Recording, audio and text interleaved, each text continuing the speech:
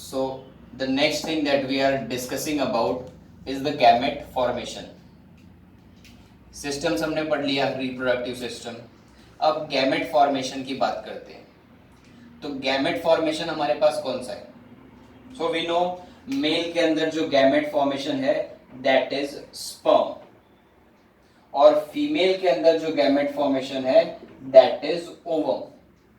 So I have mail into which I will produce sperm and I have female into which I will produce ovum. अब ये production कैसे होता है? बहुत difference है. Male and female has got a lot of difference. So if you ask me male में sperm कब बनता है, so it starts from the puberty. So the sperm formation starts from the puberty. So I say approximately 12 years पे form होता है, and 12 years and it continues till death. जब तक mail का डेथ नहीं होगा तब तक स्पर्म फॉर्म होते ही रहेगा. सो व्हाट आई से is the sperm formation starts at 12 years. उसके पहले स्पर्म फॉर्मेशन नहीं होता है, and that marks the puberty. And after the 12 years it continues till that person is dead. So this is how the sperm is formed. And in a single ejaculation, मतलब एक बार में जो सीमेन निकलता है, it has got approximately 300 million sperm. कितना sperm है उसमें? 300 million. 30 crore, approximately 30 crore. So this much amount of sperm is present in single ejaculation. Female ovum, female का सिस्टम मैं अलग क्यों बोल रहा हूं? क्योंकि स्पर्म फॉर्मेशन प्यूबर्टी पे हुआ. Female the child right since she has taken the birth, उसके अंदर ऑलरेडी ओवम प्रेजेंट है. मींस जैसे जैसे बेबी फॉर्म हो रही थी इनसाइड मदर्स यूट्रस, वैसे वैसे उसके अंदर ओवम भी फॉर्म हो रहा था. What I call as immature follicles. तो उसको मैं बोलता हूं it is called as immature follicles. So ovum जो है female child, when a female child is born she already has about 1.5 to 2 million immature follicle, यानी अप्रोक्सीमेटली 20 लाख फॉलिकल फीमेल में present है at the time of birth. And after that no new follicle और ovum will be formed. तो जो हर महीने release हो रहा था left side of ovary then right side, that is actually present right since birth, पर वो इमैच्योर था. तो उसका मैच्योरिटी कब आता है? प्यूबेरिटी में. Again I am writing the same thing कि प्यूबेरिटी में क्या हो जाएगा? The maturity will come and from the puberty one ovum will be released and it is present. Male में कैसा था कि स्पर्म बना ही नहीं था, so it was not released. Female में it is present but it is immature. तो फीमेल में कब रिलीज होता है? At the time of प्यूबेरिटी, what I call as 11 years. So from 11 year one ovum is released every month or every 28 days, which we call as menstrual cycle or periods. Correct? And it continues till 45 years. ये death तक sperm बना था, but ये कितना continue हो रहा है? 45 years. Means after this the female cannot produce gamete. Means after this age the female cannot get pregnant because the female gamete is not present. So this is about the female gamete formation. This is about the male gamete formation. Book में बताया है कि इस time के इस duration पे, यानी कि ये जो रिप्रोडक्टिव लाइफ है इसको रिप्रोडक्टिव लाइफ भी बोलते हैं, क्योंकि यही टाइम पे फीमेल प्रोडक्शन कर सकती है. इसमें बोलता है कि 400 ओवम इज रिलीज्ड या 400 एग इज रिलीज्ड. तो ये 400 ओवम रिलीज कैसे हुआ मैं तुम लोग को बताता हूँ. ये डिफरेंस कितना है? 11 to 45, अप्रोक्सीमेटली 35 years. तो मैं 35 years ले सकता हूं. एक साल में कितना ओवम रिलीज होता है? 28 डेज पे एक रिलीज हो रहा है. सो अगर हम कैलकुलेट करेंगे तो about 13 ovum is release every year. हर साल में 13 ओवम रिलीज हो रहा है. मार्क माई वर्ड्स, इसका मतलब 13 बार मेंस्ट्रुअल साइकिल और पीरियड्स भी आएगा. So if I multiply this 13 ovum into 35, so that will be approximately 400. है ना इजी? समझा? तो कैसा हो रहा है? 13 ovum is released every year और कितने ईयर तक? ये पूरा जो स्पैन है that is 35 years तक रिलीज होगा. So this is how a female in a reproductive life can produce 400 ovum. यानी एक फीमेल कितना बच्चा बना सकता है? 400. बट है कितना? 2 बनता है, 1 बनता है, 6-7 भी कभी कभी. It depends on my family planning. So family planning भी कैसा है? पहले कॉन्सेप्ट नहीं था. पहले कैसा था कि लोग बच्चों को नहीं गिनते थे. फिर जैसे जैसे पॉपुलेशन बढ़ने लगा तो हम दो हमारे दो, द स्लोगन दैट केम. फिर उसके बाद में बट फिर भी लोग फॉर्मूला ये फॉलो नहीं करते थे. उनका फॉर्मूला अलग ही होता था. हम दो हमारे गिनने दो. It was like that. But now the slogan is changing. हम दो हमारे एक. Not in India but outside. तो हम दो हमारे दो people follow. But what I want to say is 400 ovum is there. So 400 child can be produced. ऐसा नहीं है. मैं एक और बात बताता हूँ.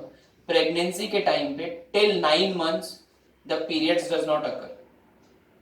The menstrual cycle does not occur because already the child is getting developed. तो वो 9 महीने तक ovum release नहीं होगा. Not in your syllabus, so I won't discuss much in detail. I hope you all understood about the gamete formation. So now we are done with the gamete formation. Next हम एक image से study करेंगे about the menstrual cycle. But let me tell you, menstrual cycle is a periodic flow. एक periodic flow है जो हर 28 से 30 दिन पे होता है. Means I can say roughly every month it occurs.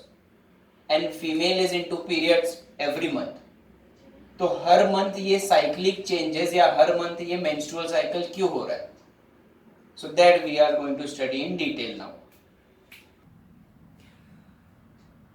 This diagram about the menstrual cycle I was talking about.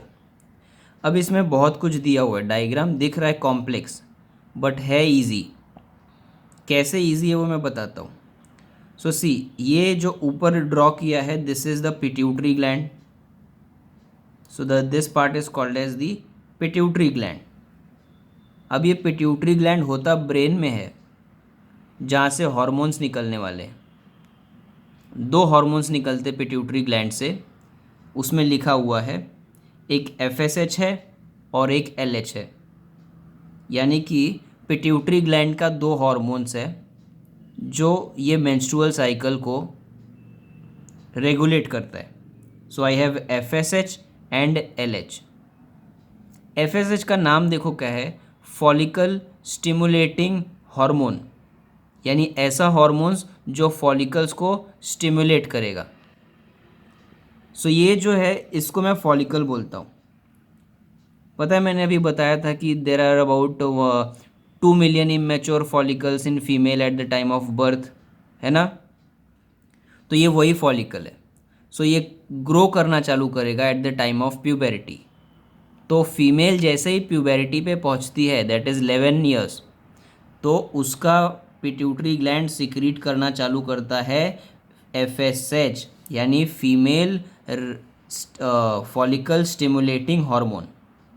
जिसकी वजह से क्या होगा? ये फॉलिकल्स ग्रो करना चालू करेगा. It will start growing.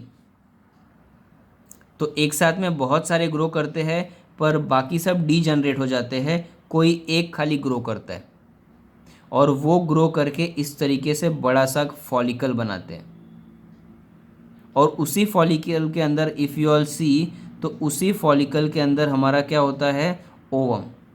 सो ये फॉलिकल है. If you ask me where is the ovum, so this part is called as ovum. यानी फॉलिकल के अंदर ही ओवम है जो कि फीमेल गैमेट है। So what are we discussing right now? We are saying कि 11 साल मतलब प्यूबेरिटी के टाइम से FSH निकलता है पिट्यूटरी ग्लैंड से, जिसके वजह से फॉलिकल्स ग्रो करना चालू करते हैं जिसके अंदर ओवम है। और इफ़ दिस इज़ डे 1 यानी फर्स्ट डे को फॉलिकल ग्रो करना चालू किया, तो 14th डे आते आते 14वां दिन आते आते ये फॉलिकल पूरी तरीके से डेवलप हो जाता है। तब एक हार्मोन और निकलता है जिसको हम बोलते हैं LH, ल्यूटेनाइजिंग हार्मोन। कहाँ से निकलेगा वो? ब्रेन से। और उस LH के इफेक्ट में ये फट जाता है, ये बस्ट हो जाता है और बाहर क्या निकल गया? Ovum, if you all can see. यानी फर्स्ट डे से फॉलिकल ने ग्रो करना चालू किया, किसकी वजह से? FSH हार्मोन की वजह से। एंड देन फाइनली 14 डे पे ओवम बाहर निकला फूट के, किसके वजह से? ल्यूटेनाइजिंग हार्मोन की वजह से। तो ये दो हार्मोन्स का फंक्शन समझा।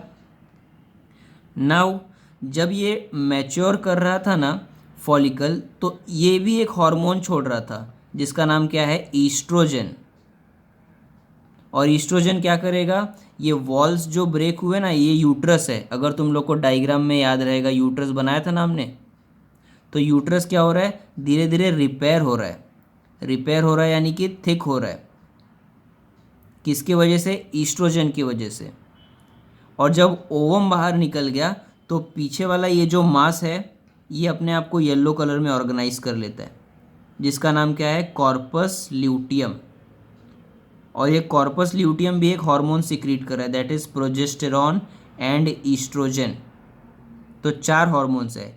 FSH की वजह से फॉलिकल ग्रो करेगा, LH की वजह से फॉलिकल फूटेगा और ओव्यूलेशन होगा, ईस्ट्रोजन जो रिलीज कर रहा है ये मैच्योरिंग फॉलिकल, और प्रोजेस्टेरॉन जो सिक्रीट कर रहा है कॉर्पस ल्यूटियम, ये यूट्रस को वॉल्स को थिक करने में हेल्प करेंगे। क्यों थिक होना है? इसको मोटा क्यों होना है? इसको हेल्दी क्यों होना है? क्योंकि ये जो ओवम निकल रहा है, हो सकता है ये फ्यूचर बेबी बनाए, है ना? तो ओवम अगर फ्यूचर बेबी बनाएगा स्पर्म से मिल के, तो वो किधर इम्प्लांट होगा? करेक्ट है, यूट्रस में इम्प्लांट होगा, मैंने बताया है। तो जो ओवम बन रहा है वो बेबी बना के किधर बैठेगा 9 महीने? यूट्रस में। So uterus has to be healthy, correct और नॉट? तो वो यूट्रस को कौन हेल्दी रखता है? ये प्रोजेस्टेरॉन और ईस्ट्रोजन हार्मोन। तो ये 28 दिनों तक होता है, दैट इज़ 28 डेज साइकिल।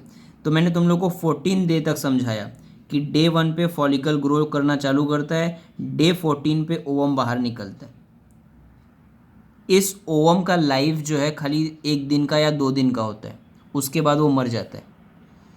तो जब ओवम मर गया तो मतलब अब फर्टिलाइजेशन नहीं होगा, बेबी फॉर्म नहीं होगा, तो ये भी मर जाता है कॉर्पस ल्यूटियम। और ये भी मर गया तो यानी हार्मोन्स का लेवल कम हो गया, और हार्मोन्स का लेवल कम हो गया तो ये वॉल जो रिपेयर हो रहा था ये वापस से ब्रेक हो जाएगा। और ये कब होता है? 28 डे पे। यानी साइकिल क्या हो जाएगा? फिर से स्टार्ट हो जाएगा, फिर से फर्स्ट डे काउंट करेंगे। फिर क्या होगा? फर्स्ट डे पे FSH निकलेगा, फॉलिकल्स को ग्रो कराएगा, अगेन द सेम स्टोरी। एक शॉर्ट में तुम लोग को वापस से मैं समझा देता हूँ। तो जो डे 1 है, फॉलिकल स्टिमुलेटिंग हार्मोन ने फॉलिकल्स को ग्रो करने के लिए मैसेज दिया। फॉलिकल्स जब ग्रो कर ही रहे थे कि उन्होंने ईस्ट्रोजन हार्मोन रिलीज़ किया, तो जो ब्लीडिंग था वो 3 से 4 दिन के बाद रुक जाता है। क्यों?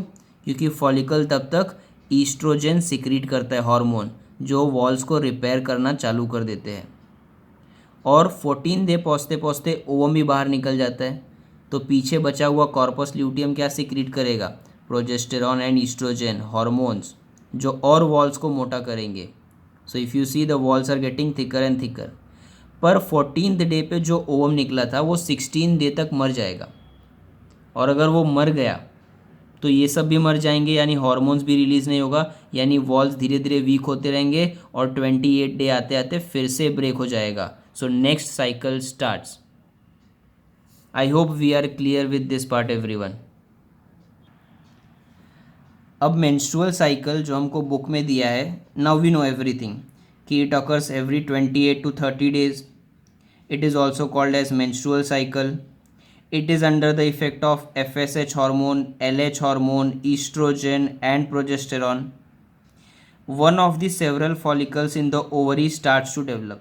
जो इतने सारे फॉलिकल्स है उसमें से एक फॉलिकल डेवलप करता है और इट स्टार्ट सिक्रीटिंग ईस्ट्रोजन, है ना, ईस्ट्रोजन सिक्रीट कर रहा था वो, जिसके वजह से endometrium of uterus starts to develop. Uterus का जो लेयर है उसको एंडोमेट्रियम बोलते हैं, वो डेवलप होने लगा. And under the effect of estrogen it became good, thickness हो गया. Mean while developing follicle completes development और ल्यूटेनाइजिंग हार्मोन की वजह से 14th डे को वो बस्ट होता है और oocyte रिलीज होता है. This is called ovulation and the remaining tissue of the burst follicle forms corpus luteum, जो सीक्रेट करता है प्रोजेस्टेरॉन. और एंडोमेट्रियल ग्लैंड क्या हो जाता है, it is ready for the implantation of embryo, यानी इतना थिक हो गया है कि अब बेबी उसमें इम्प्लांट हो सकता है. सो इस तरीके से 4 हार्मोन्स का फंक्शन चलते रहता है.